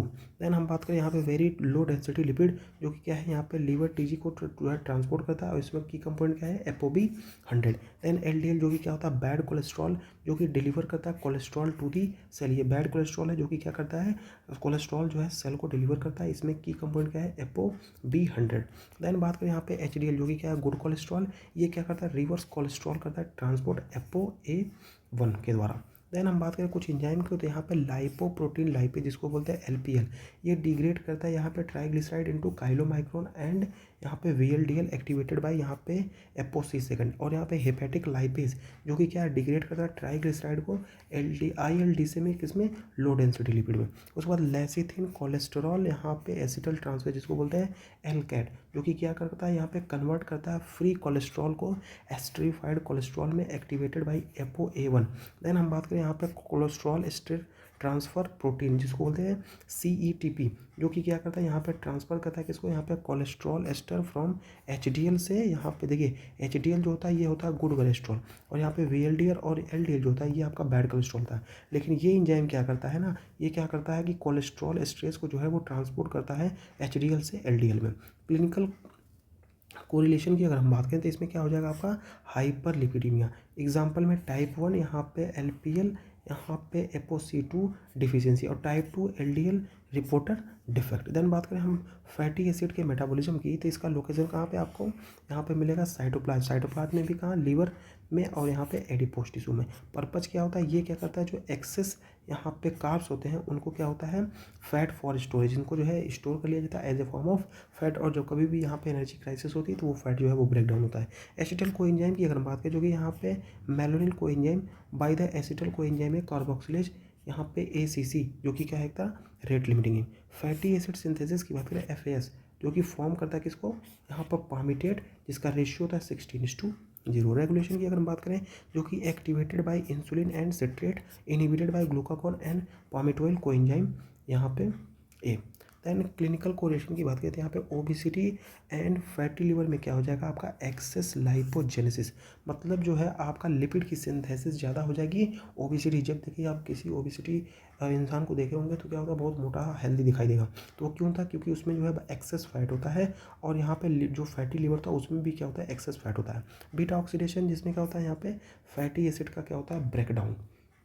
देन इसमें क्या होता है, लोकेशन की अगर हम बात करें तो लोकेशन में आपको कहाँ देखने को मिलेगा, यहाँ पे mitochondria, muscle oblique liver. Purpose की बात करें ब्रेकडाउन, यहाँ पे फैटी एसिड किसमें, एसिटल कोएंजाइम में, और एटीपी बनता है। यहाँ पे फैटी एसिड जो कि ट्रांसपोर्ट होता है इनटू माइटोकॉन्ड्रिया किसके द्वारा, यहाँ पे कार्निटीन, यहाँ पे शटल के द्वारा। और इसमें जो रेट लिमिटिंग एंजाइम होता है वो हो जाएगा आपका कार्निटीन, यहाँ पे पामेटोइल ट्रांसफरेज 1। और एसिटल कोएंजाइम ए जो है वो एंटर करता है टीसीए साइकिल, और क्या बनाता है आपका, एटीपी। रेगुलेशन की अगर हम बात करें, जो कि इनहिबिटेड बाय यहाँ पे मेलानिन कोएंजाइम ए, जो कि क्या प्रिवेंट यहाँ पे stimulation of fatty acid synthesis and breakdown. यहाँ पे CTP1 डिफिशियंसी अगर हो जाए तो यहाँ पे क्या हो जाएगा, हाइपोकेरेटोटिक हाइपोग्लाइसीमिया। और यहाँ पे MCAD डिफिशियंसी हो जाए, मीडियम चेन यहाँ पे एसिटल कोएंजाइम ए की डिफिशियंसी, क्या हो जाएगा, सडन इन्फेंट डेथ सिंड्रोम, जिसको हम बोलते हैं सिड्स। देन कीटोजेनेसिस की बात करें, कीटोन बॉडी के फॉर्मेशन को हम क्या बोलते हैं, कीटोजेनेसिस। इसकी लोकेशन की अगर बात करें तो यहाँ पे लिवर एंड माइटोकॉन्ड्रिया, मैक्सिमम जितने भी प्रोसेस माइक्रो मतलब जो है आपके यहाँ पे बायोकेमिस्ट्री में होते हैं, नियर अबाउट सबका जो होता है वो या तो एडिपोज टिश्यू, लिवर, या फिर माइटोकॉन्ड्रिया। देन पर्पज की अगर हम बात करें तो ये कन्वर्ट करता है एक्सेस एसिटल कोएंजाइम ए को कीटोन बॉडी में फॉर यहाँ पे energy during fasting and starvation. ठीक है, तो इसीलिए बोला जाता है कि आप इंसान को जो है ना कभी कभी महीने में 1-2 बार फास्टिंग करनी चाहिए। फास्टिंग करने से क्या होता है कि जो भी हमारे बॉडी में जो है यहाँ पे हार्मफुल सेल होते हैं वो फैगोसाइटोसिस के द्वारा जो है वो हमारी क्या बोलते हैं, फैगोसाइटोसिस के द्वारा उनको जो है खा लिया जाता है, और हमारी बॉडी जो है क्लीन हो जाती है। और जो एक्सेस फैट होता है हमारे बैड में वो भी क्या होता है, वो डिजॉल्व हो जाता है। तो इसलिए बोलते हैं कि फास्टिंग आपको रखना चाहिए महीने में 1-2 बार। यहाँ पे कीटोन बॉडीज़ की बात करते हैं, यहाँ पे एसिटोएसिटेट, बीटा हाइड्रोक्सी ब्यूटाइरेट और एसीटोन, जो कि होता है एक्सहेल्ड फ्रूटी ऑडर। देन हम बात करें इसको रेगुलेट कौन करता है, तो यहाँ पे एक्टिवेट, इसको कैसे एक्टिवेट किया, पहले ही मैंने बताया, अगर आप फास्टिंग करेंगे तब, अगर आपको डायबिटीज़ है या फिर जो है आप स्टारवेशन कुछ खाएंगे तो भी ये हो सकता है। और इसको इनहिबिट कैसे किया जाता है, यहाँ पे हाई इंसुलिन देंगे तो ये इनहिबिट हो जाएगा। उसके बाद बात करें क्लिनिकल कोरिलेशन की, इसमें क्या होता है, डायबिटिक कीटोएसिडोसिस, यहाँ पे डी की है, इसमें क्या हो जाएगा आपका हाइपरग्लाइसीमिया हो जाएगा, कीटोन, और यहाँ पे एसिडोसिस जिसमें आपको कुस्मॉल ब्रीदिंग देखने को मिलेगी। दैन आफ्टर हम बात करेंगे यहाँ पे कोलेस्ट्रॉल के मेटाबॉलिज्म को। सोर्स की अगर हम बात करें तो डाइट यहाँ पे 20%, लीवर सिंथेसिस जो होता है वो 80%। रेट लिमिटिंग एंजाइम क्या होता है, HMG को एंजाइम ए रिडक्टेज, जो कि क्या है, इनहिबिट बाय स्टैटिन। यहाँ पे फेट ऑफ कोलेस्ट्रॉल की अगर हम बात करें, स्टीरॉयड हार्मोन, कॉर्टिसोल, टेस्टोस्टेरोन और एस्ट्रोजन। बाइल एसिड की बात करें, यहाँ पे एसिड फॉर डाइजेशन, और यहाँ पे सेल मेम्ब्रेन। क्लिनिकल फीचर्स की अगर हम बात करें, क्लिनिकल कोरिलेशन की, देन यहाँ पे आपको हाइपर कोलेस्ट्रोलीमिया हो जाएगा, जिसमें क्या होता है, एथेरोस्क्लेरोसिस हो जाएगा, जो कि आपको यहाँ पे MI और स्ट्रोक के केस में देखने को मिलता है। लिपिड स्टोरेज डिजीज़ की बात करें तो यहाँ पे स्फिंगो लाइपोडोसिस। तो सबसे पहले हम बात करें यहाँ पे टी शैक डिसीज़ की। टी शैक डिजीज़ में बात करें, यहाँ पे हेक्सो एमानाइडेज ए की जो है वो डिफिशियंसी हो जाती है, और इसमें क्या होता है, HMG2 यहाँ पे गैंग्लियोसाइड्स का जो है एक्यूमुलेटेड हो जाता है, उसकी वजह से आपको चेरी रेड, यहाँ पे मैकुला, और यहाँ पे नो हिपेट, लेकिन इसमें आपको हेपेटोमेगली नहीं देखा होगा। गाउचर डिजीज़ की अगर हम बात करें, इसमें क्या होता है, ग्लूकोसेरिब्रोसाइडेज की डिफिशियंसी होती है, और यहाँ पे ग्लूकोसेरिब्रोसाइडेज एक्यूमुलेट हो जाए, उसकी वजह से आपको यहाँ पे हेपेटोस्प्लिनोमेगेली और यहाँ पे ब्रोन क्राइसिस देखने को मिलेगी। और नीमोनिक डिजीज़ में क्या होता है, यहाँ पे स्फिंगोमाइलेज की डिफिशियंसी आपको देखने को मिलेगी, और यहाँ पे स्फिंगोमाइलिन जो होता है वो एक्यूमुलेटेड लिपिड, यहाँ पे चेरी रेड मैकुला, और यहाँ पे हेपेटो स्प्लिनोमेगली। पहले वाले केस में क्या था, चेरी रेड स्पॉट इसमें भी था, लेकिन क्या था, इसमें आपको देखिए नो हेपेटोमेगली, लेकिन यहाँ पे आपको हेपेटोमेगली दिखाई देगी, यही दोनों में डिफरेंस है। उसके बाद फेब्री डिजीज़ की बात करें, इसमें आपका अल्फा वन गैलेक्टोसाइडेज ए की डिफिशियंसी हो जाएगी, इसकी वजह से यहाँ पे सिमेटिड, यहाँ पे ट्राईहेक्सिडोज की जो है आपका एक्यूमुलेशन होगा, और यहाँ पे एंजियोकेरेटोमास और रीनल फेलियर देखने को मिलेगा। यहाँ पे जो है क्रेबी डिजीज़ की अगर बात करें, जिसमें आपका गैलेक्टोसेरेब्रोसाइडेज की डिफिशियंसी और गैलेक्टोसेरेब्रोसाइडेज जो होता है वो आपको एक्यूमुलेट दिखेगा, और यहाँ पे क्या हो जाएगा, पेरिफेरल न्यूरोपैथी और ऑप्टिक एट्रोफी भी देखने को मिलेगी। उसके बाद हम मेटाक्रोमेटिक यहाँ पे ल्यूकोडिस्ट्रोफी में क्या हो जाएगा, एरिल सल्फा यहाँ पे सल्फाटेज एक एंजाइम की डिफिशियंसी हो जाएगी, उसकी वजह से यहाँ पे सल्फाटेज का एक्युमुलेशन हो जाएगा और इसकी वजह से क्या हो जाएगा, डीमाइलिनेशन और एटेक्सिया जो है आपको देखने को मिलेगी। यहाँ पे समरी टेबल की बात करते हैं, यहाँ पे फैटी एसिड की बात की जाए तो फैटी एसिड का जो लोकेशन कहाँ होता है, साइटोप्लाज्म में होता है और रेट लिमिटिंग एसिटल कोएंजाइम है, कार्बोक्सिलेज होता है और पर्पज क्या है यहाँ पे फैट का स्टोरेज। देन बीटा ऑक्सीडेशन की बात कीजिए, जो ये कहाँ पे होता है, माइटोकॉन्ड्रिया में, यहाँ पे CPT1 और ये क्या करता है, फैट का ब्रेकडाउन। कीटोजेनेसिस की बात करें तो कीटोजेनेसिस होता है आपके लिवर में, यहाँ पे HMG कोएंजाइम ए सिंथेसिस जो है रेट लिमिटिंग एंजाइम और ये क्या करता है, एनर्जी का प्रोडक्शन। कोलेस्ट्रॉल सिंथेसिस जो है ये भी लिवर में होता है, इसमें भी HMG कोएंजाइम रिडक्टेज होता है और ये क्या करता है, हमारे कोलेस्ट्रॉल का production. Then after lipid transport की बात करें तो लिपिड कहाँ से ट्रांसपोर्ट होता है, ब्लड के थ्रू, यहाँ पे एल पे लो डेंसिटी लिपिड, यहाँ पे एल्केट और यहाँ पे कोलेस्ट्रॉल, जो कि क्या करता है, लिपिड का डिस्ट्रीब्यूशन। देन उसके बाद हम बात करें यहाँ पे न्यूक्लियोटाइड के मेटाबॉलिज्म की, तो यहाँ पे जो न्यूक्लियोटाइड में क्या होता है, आपको सबसे पहले नाइट्रोजनस बेस देखने को मिलेगा और शुगर कौन सा, या तो राइबोस शुगर होगा या डीऑक्सी राइबोस शुगर, उसके साथ साथ आपको यहाँ पे फॉस्फेट भी देखने को मिलेगा। टाइप्स की बात करें तो यहाँ पे प्यूरिन और पिरामिडिन, यहाँ पे एडेनिन और गुआनिन जो है ये प्यूरिन होता है जिसमें 2 रिंग होती हैं, साइटोसिन यूरेसिल और थाइमिन जो होता है इसमें क्या होती है, 1 रिंग होती है। फंक्शन की बात की जाए तो ये क्या करते हैं, DNA की सिंथेसिस कराते हैं और ATP एनर्जी और यहाँ पे कोएंजाइम के तौर पे NAD और FAD आपको दिखाई देंगे। प्यूरिन सिंथेसिस की बात करें तो यहाँ पे इसका लोकेशन होता है साइटोप्लाज्म जो है लिवर के साइटोप्लाज्म में और बोन मैरो के। बिल्डिंग ब्लॉक की बात करें तो यहाँ पे aspartate, glycine, glutamine, carbon dioxide और ट्राईहाइड्रोफोलिएट जो है ये सब क्या हैं, ये इसके बिल्डिंग ब्लॉक होते हैं। उसके बाद हम बात करें PRPP डेट इज यहाँ पे फॉस्फोराइबोसिल फॉस्फेटेज की अगर हम बात करें, जो कि कन्वर्ट होता है किसमें, यहाँ पे 5 फॉस्फो राइबो यहाँ पे सेलामीन वाया यहाँ पे PRP डेट इज यहाँ पे एमाइडो ट्रांसफरेज के द्वारा, जो कि क्या है, एक तरह का रेट लिमिटिंग एंजाइम। इसमें क्या होता है, IMP जो चेंज होता है AMP और GMP में बाई सेपरेट पाथवे। रेगुलेशन, इसको रेगुलेट कौन करता है, रेगुलेशन में सबसे पहले हम देखेंगे कि इसकी इनहिबिशन कैसे होती है। तो AMP GMP और IMP जो है यहाँ पे फीडबैक इनहिबिशन के द्वारा इसको क्या करते हैं, इनहिबिट करते हैं। इसमें कुछ क्लिनिकल कोरिलेशन की बात करें तो इसमें आपको अगर जो है तो यहाँ पे लीच निहान सिंड्रोम देखने को मिलेगा, जिसमें क्या है, यहाँ पे HGPRT की डिफिशियंसी हो जाएगी और उसकी वजह से क्या हो जाएगा, एक्सेस यूरिक एसिड होगा और उसकी वजह से क्या हो जाएगा, यहाँ पे सेल्फ म्यूटिलेशन और क्या हो जाएगा, गाउट आपको देखने को मिलेगा। फोलिएट की अगर डिफिशियंसी हो जाए तो उसकी वजह से क्या हो जाएगा, आपका प्यूरिन सिंथेसिस वो डिक्रीज हो जाएगा और उसकी वजह से क्या हो जाएगा, मेगेलोब्लास्टिक एनीमिया हो जाता है। प्यूरिन डिग्रेडेशन और यहाँ पे स्लेवेज पाथवे की बात की तो यहाँ पे AMP जो है कन्वर्ट होता है IMP कन्वर्ट होता है यहाँ पे हाइपोजेंथिन जेंथिन में। देन आपका क्या बनता है यहाँ पे uric acid by the xanthine oxidase. GMP जो है किस में कन्वर्ट होता है, ग्वानिन किस में होता है, यहाँ पे जेंथिन, और जेंथिन जो है क्या करता है, यहाँ पे यूरिक एसिड में कन्वर्ट हो जाता है। प्यूरिन स्लेवेज पाथवे की बात करते हैं, यहाँ पे HGPRT जिसको बोलते हैं हाइपोजेंथिन ग्वानिन, यहाँ पे फॉस्फोराइबो, यहाँ पे जो है ट्रांसफरेज साइल ट्रांसफरेज, ये क्या करता है, रिसाइल करता है किसको, हमारे प्यूरिन को। उसके बाद बात करें इसमें कुछ क्लिनिकल केसेस को रिलेशन की, देन आपको गाउट देखने को मिलेगा। गाउट में क्या होता है, आपको हाइपर यूरेसीमिया देखने को मिलेगा और ये किसके द्वारा होता है, ये होता है आपका monosodium urate crystal in the joint, मतलब जो है हमारे जॉइंट पे आपको मोनोसोडियम यूरेट के क्रिस्टल देखने को मिलेंगे और उसकी वजह से आपको पेन और इन्फ्लेमेशन होगा। उसके बाद हम बात करें यहाँ पे एलोप्यूरिनॉल जो कि एक्सो इनिबिटर है, ये क्या करता है, यहाँ पे डिक्रीज करता है यूरिक एसिड के प्रोडक्शन को। लीच निहान सिंड्रोम में क्या होता है, HGRPT की डिफिशियंसी हो जाती है, उसकी वजह से यहाँ पे हाइपर यूरेसीमिया सेल्फ म्यूटिलेटेड कंडीशन आपको देखने को मिलेगी। पिरामिडिन सिंथेसिस की बात की जाए तो यहाँ पे लोकेशन जो था वहाँ पे साइटोप्लाज्म, किसके साइटोप्लाज्म में, लीवर का जो साइटोप्लाज्म था उसमें जो है आपको देखने को मिलेगा। बिल्डिंग ब्लॉक क्या होता है, यहाँ पे एस्पार्टेट, ग्लूटामेट और कार्बन डाइऑक्साइड की स्टेप की बात करते हैं, यहाँ पे कार्बोमोइल फॉस्फेट सिंथेसिस 2 जिसको हम बोलते हैं CPS2, जिसमें ये कन्वर्ट करता है किसमें, यहाँ पे कार्बोमोइल फॉस्फेट जो कि क्या है, एक तरह का रेट लिमिटिंग एंजाइम। UMP जो है कन्वर्ट होता है यहाँ पे UTP और U2P कन्वर्ट होता है यहाँ पे CTP जिसको बोलते हैं साइटोसिन सिंथेसिस। देन आपका यहाँ पे DUMP कन्वर्ट होता है यहाँ पे DTMP में बाई यहाँ पे जो है थाइमिडेट यहाँ पे सिंथेसिस और क्या हो जाएगा, आपका फोलिएट बनता है, इसके थ्रू जो है ये कन्वर्ट होता है। उसके बाद हम बात करें रेगुलेशन की, इसको एक्टिवेट करता है किसके द्वारा, यहाँ पे ATP और PRPP और यहाँ पे इनहिबिट करता है UTP के द्वारा। क्लिनिकल कोरिलेशन की बात करें, यहाँ पे आपको ओटिक एसिडूरिया जो है वो देखने को मिलेगा, UMP सिंथेसिस की डिफिशियंसी, जिसकी वजह से आपको यहाँ पे मेगैलोब्लास्टिक एनीमिया और यहाँ पे ओरोटिक acid in urine.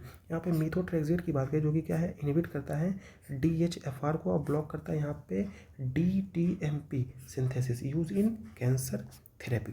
Then after हम बात करें यहाँ पर deoxyribonucleic acid synthesis, जिसको हम बोलते हैं DNA का प्रिकर्सर होता है। ये क्या होता है, राइबो न्यूक्लिक एसिड रिडक्टेज। ये क्या करना कन्वर्ट करता है राइबो न्यूक्लियोटाइड को किस में, यहाँ पर डीऑक्सी राइबो न्यूक्लियोटाइड, यहाँ पे DNTP में फ्रॉम DNA सिंथेसिस। रेगुलेशन कौन करता है इसका, यहाँ पर DTP है, जिसको बोलते हैं फीडबैक इनहिबिशन के द्वारा। क्लिनिकल कोरिलेशन की अगर बात करें तो यहाँ पे एडिनोसिन, यहाँ पे डाईएमिनेज जो कि क्या होता है ADA डिफिशियंसी। इसमें क्या होता है, यहाँ पे SCID severe combined immuno deficiency disease जो है आपको देखने को मिलती है। देन हम बात करें यहाँ पे न्यूक्लियोटाइड मेटाबॉलिज्म और उसके डिसऑर्डर। तो यहाँ पे सबसे पहले जो है गाउट के केस में किस ऑन एंजाइम की डिफिशियंसी हो जाएगी, तो वो होती है आपकी यहाँ पे जो है जैंथिन ऑक्सीडेज, और उसकी वजह से आपको यहाँ पे हाइपर यूरेसीमिया और जॉइंट पेन देखने को मिलेगा। लीच निहान सिंड्रोम की बात करें जिसमें आपको HGPRT की जो है डिफिशियंसी दिखने को मिलेगी, उसकी वजह से क्या हो जाएगा, ये सेल्फ म्यूटिलेशन है और यहाँ पे ऑरेंज सैंड क्रिस्टल देखने को मिलेगा कहाँ पे, यूरिन में। यहाँ पे ओरोटिक एसिडूरिया, इसमें क्या होता है UMP सिंथेस की जो है डिफिशियंसी हो जाएगी, उसके वजह से आपको यहाँ पे megaloblastic anaemia, orotic acid in urine. Then SCID जिसको बोलते हैं severe combined immunodeficiency syndrome, इसमें क्या होता है AD की डिफिशियंसी देखने को मिलेगी और इसके वजह से आपको रिकरेंट इन्फेक्शन और यहाँ पे कोई भी T या फिर B सेल आपको देखने को नहीं मिलेगी। देन हम बात करें यहाँ पे हाइपर यूरेसीमिया, जिसमें यहाँ पे PRPP की जो सिंथेटेज की ओवर एक्टिविटी हो जाएगी, उसकी वजह से क्या हो जाएगा, यहाँ पे एक्सेस प्यूरिन हो जाएगी और एक्सेस प्यूरिन की वजह से क्या हो जाएगा, यहाँ पे गाउटी अर्थराइटिस आपको देखने को मिलेगा। देन हम बात करेंगे यहाँ पे टेबल समरी की, तो प्यूरिन सिंथेसिस कहाँ पे होती है, साइटोप्लाज्म में।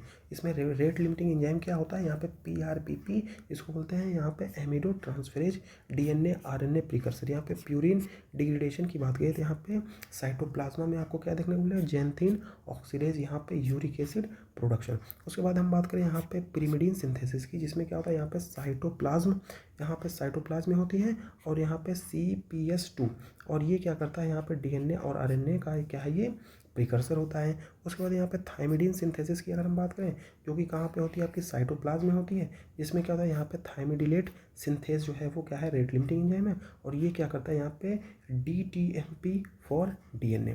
और डीऑक्सी राइबो न्यूक्लियोटाइड सिंथेसिस की बात करें, जो कि क्या होता है आपके साइटोप्लाज्म में, और ये क्या होता है, राइबो न्यूक्लियोटाइड रिडक्टेज, यहाँ पे DNTP फॉर DNA। देन हम बात करेंगे यहाँ पे क्लासिफिकेशन ऑफ अमीनो एसिड की।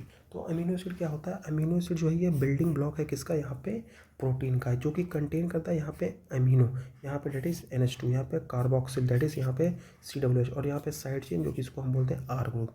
20 स्टैंडर्ड अमीनो एसिड कितने होते हैं, टोटल 20 अमीनो एसिड। यहाँ पे क्लासिफिकेशन की बात करें तो सबसे पहले नॉन पोलर का मतलब होता है अपना हाइड्रोफोबिक अमीनो एसिड। यहाँ पे इसको हम GAVLIMPPT से जैसे आप याद कर सकते हैं, जिसमें आपका glycine, aniline, valine, leucine, isoleucine, methionine, proline, methyl, यहाँ पे फिनाइल एनालिन और यहाँ पे ट्रेप्टोफैन। देखिए ग्लाइसिन की अगर हम बात करें तो ग्लाइसिन को जो है रिप्रेजेंट किया जाता है 3 लेटर से, यहाँ पे GLY, और इसका फर्स्ट लेटर क्या होता है G, इससे भी क्या है, इसका कोड है। और इसकी स्पेशल फीचर क्या है, ये स्मॉलेस्ट होता है लेकिन कोई भी यहाँ पे कायरल सेंटर नहीं होता। एलानिन को जो है हम ALA से रिप्रेजेंट कर सकते हैं या फिर AC। इसमें क्या होता है, मिथाइल, यहाँ पे CH साइड चेन होता है। वैलिन की बात करें तो VAL से V, ये क्या है, ब्रांच्ड चेन है। उसके बाद ल्यूसिन की बात करें LU से, और एक लेटर से अगर रिप्रेजेंट हो तो L लिख देते हैं, जो कि क्या है, यहाँ पे ब्रांच चेन है। आइसोल्यूसिन की बात करें तो IIIL लिख देते हैं या फिर सिंगल L, जो कि क्या है, ब्रांच चेन 2 कायरल सेंटर होता है। मिथियोनिन की बात करें यहाँ पे MET से रिप्रेजेंट करते हैं, जिसमें M जिसको होता है सल्फा कंटेनिंग ग्रुप होता है। उसके बाद हम बात करें प्रोलिन, जिसको हम प्रो से लिख देते हैं, यहाँ पे P जिसको साइक्लिक, यहाँ डिसरप्टिव अल्फा हेलिक्स होता है। देन हम बात करें यहाँ पे फिनाइल एनालिन, जिसको हम लिखते हैं PHE, जिसमें आपका F होता है और ये क्या होता है, एरोमेटिक। देन ट्रेप्टोफैन की बात करें TRP लिखते हैं, जिसमें W से एरोमेटिक प्रिकर्सर फॉर सेरोटोनिन, यहाँ पे मेलाटोनिन। यहाँ पे क्लिनिकल कोरिलेशन की बात करें तो यहाँ पे ब्रांच चेन अमीनो एसिड, जिसमें क्या होता है आपका वैलिन, ल्यूसिन और आइसोल्यूसिन। ये क्या है, defective metabolism in the maple syrup disease, मतलब मैपल सिरप यहाँ पे यूरिन डिजीज में क्या होता है कि यहाँ पे क्या हो जाएगा आपको, यहाँ पे ब्रांच चेन जो कि क्या है, यहाँ पे वैलिन, ल्यूसिन और आइसोल्यूसिन, इसमें क्या है डिफेक्टिव मेटाबॉलिज्म। उसके बाद हम बात करें पोलर। पोलर का मतलब होता है यहाँ पे हाइड्रोफिलिक अमीनो एसिड। इसको हम STCN-QY से रिप्रेजेंट कर सकते हैं, जिसमें आपका सीरीन, थ्रियोनिन, सिस्टीन, यहाँ पे एस्पार्जिनेस, ग्लूटामिन और यहाँ पे टायरोसिन। यहाँ पे सीरीन को हम किससे रिप्रेजेंट करते हैं 3 लीटर SCR, फर्स्ट लेटर क्या है S, और इसमें क्या होता है यहाँ पे हाइड्रोक्सिल, डेट इज यहाँ पे OH ग्रुप होता है। थ्रियोनिन की बात करें यहाँ पे THR, यहाँ पे T जिसको बोलते हैं हाइड्रोक्सिल, जिसमें आपका OH ग्रुप एंड यहाँ पे 2 कायरल सेंटर भी होते हैं। यहाँ पे सिस्टीन की अगर हम बात करें तो CYC, यहाँ पे C जिसमें सल्फा SH फॉर्म, यहाँ पे डाइसल्फाइड बॉन्ड। उसके बाद यहाँ पे जो है एस्पार्जिनेस, यहाँ पे ASN और यहाँ पे एमाइड ग्रुप जो है आपको देखने को मिलेगा CONH2। देन हम बात करें यहाँ पे ग्लूटामिन GLN-Q, उसको क्या होता है यहाँ पे amide CONH2 nitrogen donor. Tyrosine की बात करें यहाँ पे TR, यहाँ पे Y एरोमेटिक OH, यहाँ पे precursor of dopamine thyroid hormone. Then इसमें आपको क्लिनिकल कोरिलेशन में क्या देखने को मिलेगा यहाँ पे सिस्टेन्यूरिया और यहाँ पे एल्बिनिज्म। सिस्टेन्यूरिया एक ऐसी कंडीशन होती है जिसमें क्या होता है यहाँ पे डिफेक्टिव ट्रांसपोर्ट होता है किसका, सिस्टीन का, और इसकी वजह से यहाँ पर किडनी स्टोन देखने को मिलेंगे। देन आफ्टर यहाँ पे टायरोसिनेज डिफिशियंसी, जिसमें क्या होता है यहाँ पे मेलेनिन का प्रोडक्शन जो है वो यहाँ पे डिक्रीज हो जाता है। तो 1 मिनट का ब्रेक देंगे, मैं थोड़ा सा पानी पी लूँ।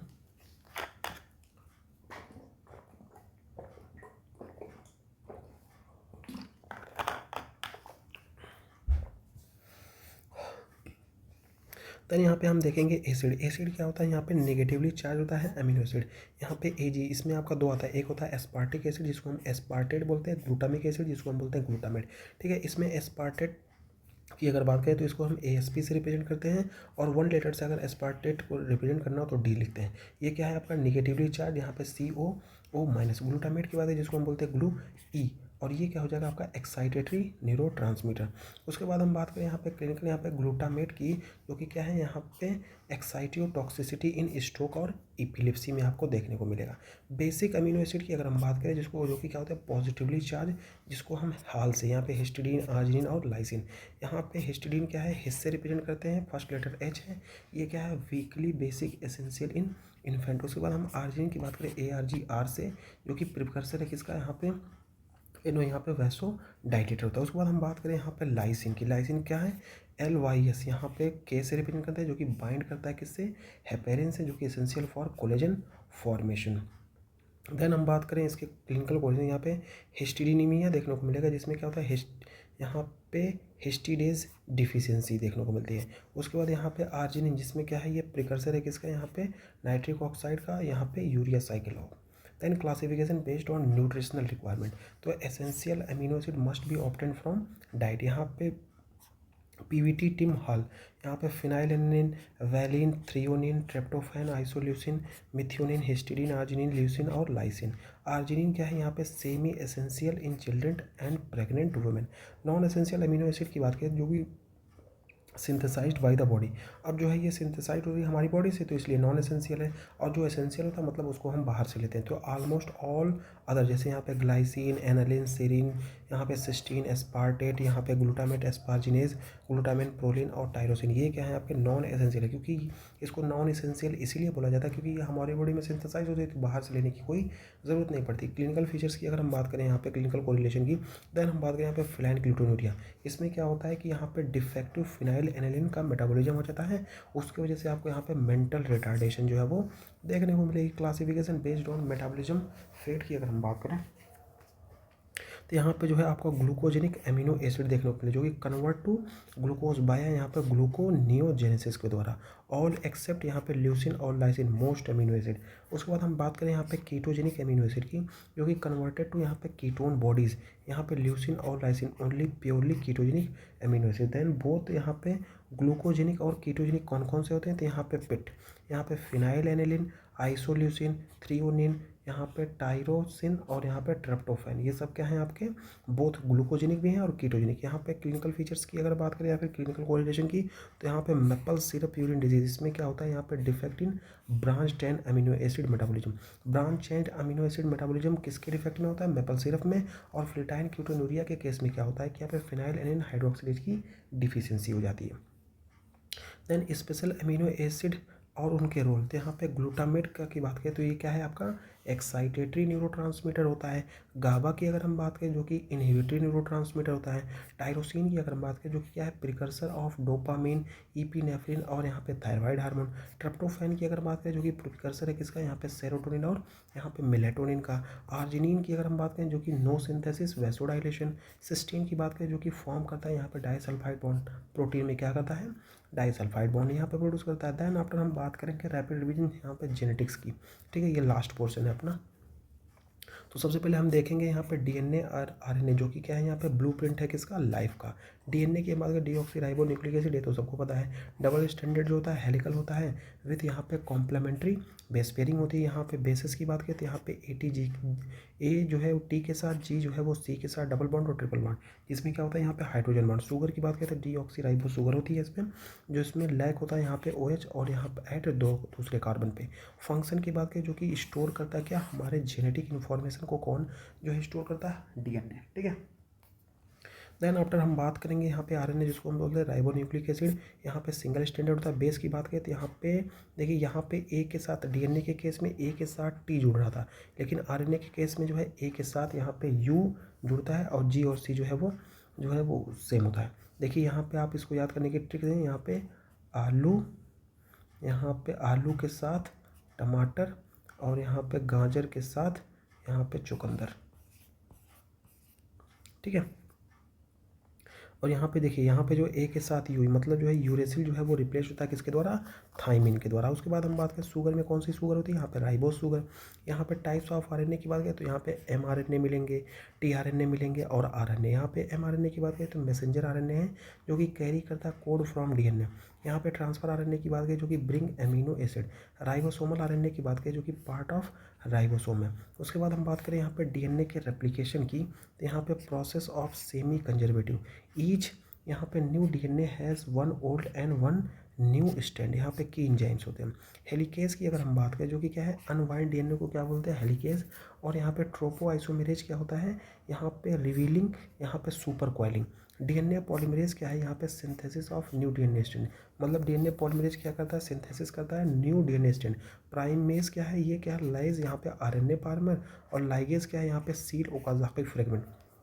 डायरेक्शन ऑफ सिंथेसिस की अगर हम बात करें तो डायरेक्शन ऑफ सिंथेसिस जो होता है यहाँ पे 5' to 3' में होता है। उसके बाद हम बात करें क्लिनिकल कोरिलेशन तो यहाँ पे ट्रोपो आइसोमेरेज इनहिबिशन, इसमें क्या होता है यहाँ पे फ्लोरोक्विनोलोन और यहाँ पे इरियोटेरेटोइन टेरिटेकन जो कि यूज होता है किसमें, यहाँ पे कीमोथेरेपी और यहाँ पे एंटीबायोटिक्स में। Transcription of DNA to RNA, transcription का मतलब होता है डीएनए से आरएनए बनना। प्रोसेस की बात की जाए तो यहाँ पे पहले डीएनए रहेगा, डीएनए से बनेगा एमआरएनए जो कि कहाँ पे होता है, न्यूक्लियस में। स्टेप की बात करें सबसे पहले इनिशिएशन होता है। इनिशिएशन में क्या होता है, यहाँ पे आरएनए पॉलीमरेज जो है वो बाइंड करता है किससे, बाइंड टू प्रोमोटर से, जिसको हम बोलते हैं टाटा बॉक्स, ठीक है। उसके बाद इलोंगेशन, यहाँ पे आरएनए पॉलीमरेज क्या करता है, वो सिंथेसाइज करता है आरएनए किस डायरेक्शन में, यहाँ पे 5' to 3 डायरेक्शन में। उसके बाद क्या होता है यहाँ पे टर्मिनेशन, मतलब अब बन गया तो उसको तोड़ना भी जरूरी है, तो डीएनए का ट्रांसक्रिप्शन होता है और रिलीज हो जाता है। देन यहाँ पे पोस्ट ट्रांसक्रिप्शनल मॉडिफिकेशन जो कि यूकैरियोटिक्स में होता है, यहाँ पे 5' कैपिंग जो कि प्रोटेक्ट करता है किसको, यहाँ पे एमआरएनए को। उसके बाद पॉली एडिनाइलेशन जिसको बोलते हैं हम पॉली एटेल स्टेबिलिटी को मेंटेन करता है। स्प्लाइसिंग की बात करें इंट्रॉन रिमूव एक्सॉन जो है वो ज्वाइंट हुआ। देन यहाँ पे क्लिनिकल कोरिलेशन की बात करें तो यहाँ पे अल्फा एमेंटिन की अगर बात करें जो कि क्या है मशरूम टॉक्सिन जो कि इनहिबिट करता है किसको, यहाँ पे आरएनए पॉलीमरेज सेकंड जो कि क्या है severe hepatotoxicity. Then after हम बात करें ट्रांसलोकेशन की, तो translocation of mRNA to protein, यहाँ पे प्रोसेस की अगर बात करें तो यहाँ पे एमआरएनए यहाँ पे प्रोटीन, यहाँ पे अकर इन राइबोसोम। उसके बाद हम बात करें यहाँ पे इनिशिएशन, राइबोसोम बाइंड करता है किससे, एमआरएनए से एट यहाँ पे AUG, यहाँ पे स्टार्ट कोडॉन। यहाँ पे इलोंगेशन ऑफ tRNA, यहाँ पे बीइंग एमिनो एसिड, यहाँ पे पेप्टाइड बॉन्ड फॉर्म हो जाएगा। देन टर्मिनेशन की बात करें यहाँ पे आपका स्टॉप कोडॉन आते हैं, 3 होते हैं आपके स्टॉप कोडॉन, या तो UAA होगा, UGA होगा या फिर UAG होगा जो कि रिलीज करते हैं फैक्टर्स को। देन हम बात करें यहाँ पे क्लिनिकल कोरिलेशन, तो यहाँ पे टेट्रासाइक्लिन जो कि इनहिबिट करता है किसको, tRNA की बाइंडिंग को, एंटीबायोटिक एक्शन। देन यहाँ पे जेनेटिक कोड जो कि लैंग्वेज ऑफ लाइफ होता है। यहाँ पे जो है ट्रिपलेट कोडॉन जिसमें क्या होता है 3 बेस पेयर होते हैं और 1 एमिनो एसिड होता है। यहाँ पे डंडेशन, यहाँ पे क्या हो जाएगा multiple codon for same amino acid. यहाँ पे देखो यूनिवर्सल होता है, जो कि क्या होता है यहाँ पे सेम जितने भी ऑर्गेनिज्म है सब में क्या होगा, सेम होगा।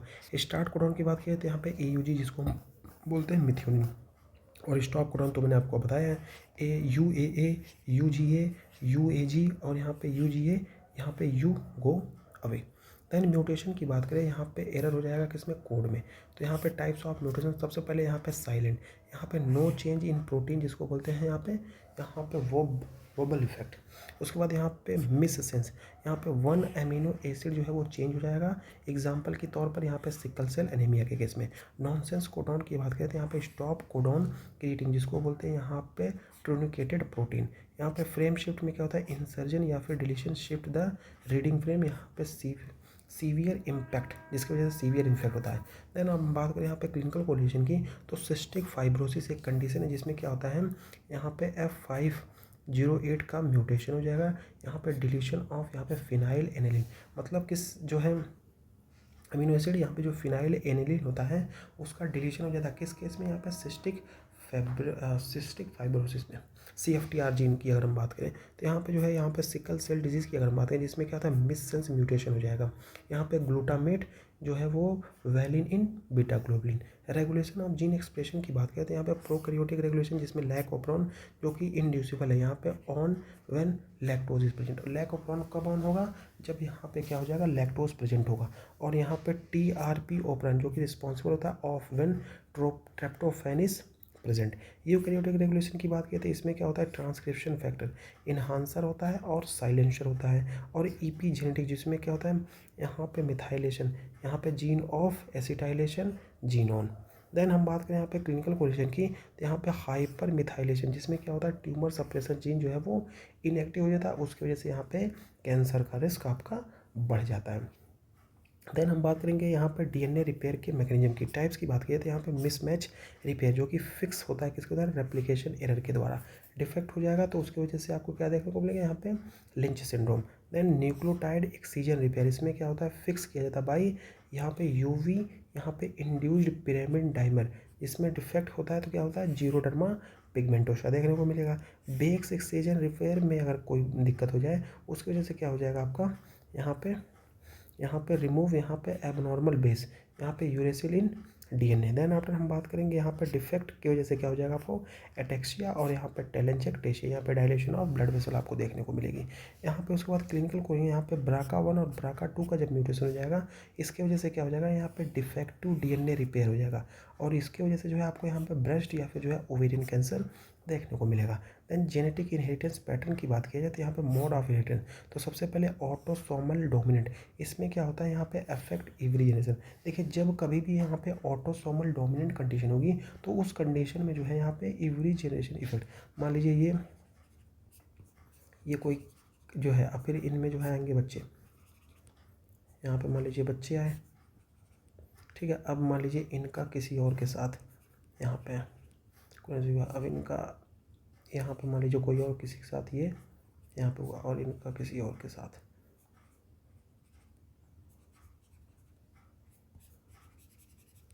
ठीक है। अब यहाँ पे कोई आपकी जनरेशन आएगी, यहाँ पे भी कोई जनरेशन आएगी। तो इस कंडीशन में ये बोला गया है कि अब मान लीजिए इसमें से ऑटोसोमल डोमिनेंट कंडीशन थी।